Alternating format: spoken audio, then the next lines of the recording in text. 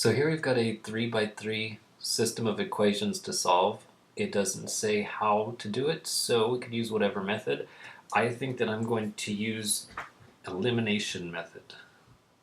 So looking at these, what would be easiest to eliminate? I think the x's, because what I could do is, for example, take the top equation and subtract the bottom equation. The x's will cancel. So sometimes what I do to keep track of my work is I label them equations A, B, and C, and then I go equation A minus equation C. So this one minus this one, and the x's will cancel. Negative 2y subtract 3y is negative 5y. And then z and subtract this means change the sign. It's going to be a positive 2z. Together with z is positive 3z. And on this side, a negative 1 subtract a negative 2. So this becomes a positive 2. That leaves behind a positive 1. Okay, now what I could do is get this 2x to get canceled. So I can use this one, multiply by negative 2, and then add it to this one. So that's going to be negative 2a is added to equation b. So negative 2x together with positive 2x, those cancel. Multiply this by negative 2 makes a positive 4y, with 3y is positive 7y. And then negative 2 times this is negative 2z, and negative 2z is negative 4z.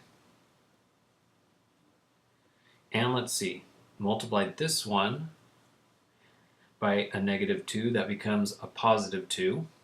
A positive 2 together with this makes negative 1. Alright, now we've reduced this down to a 2 by 2 system, so we could use either substitution or elimination. I think I'm going to use elimination again.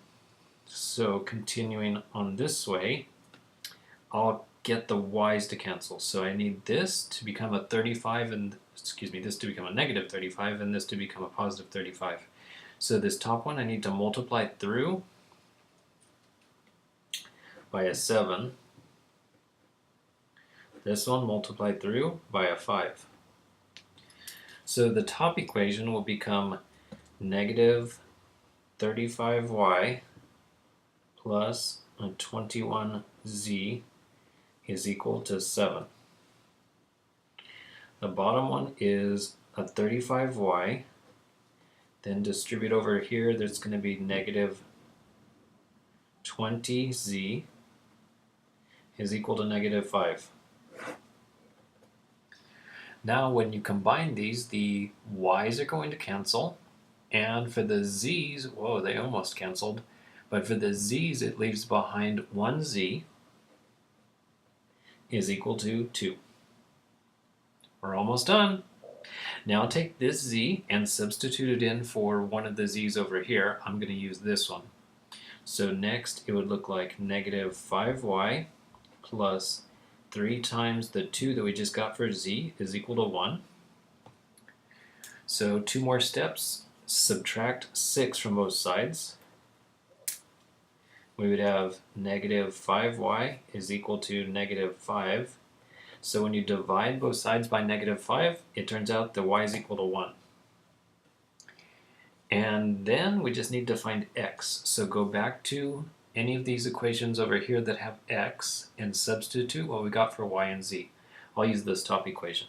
So then we'd have x minus 2 times y plus z is equal to negative 1, the top equation said.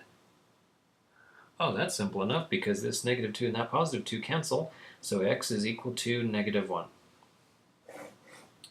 And then finally, the final answer should be written as an ordered triple where x goes first, and then y, and then z.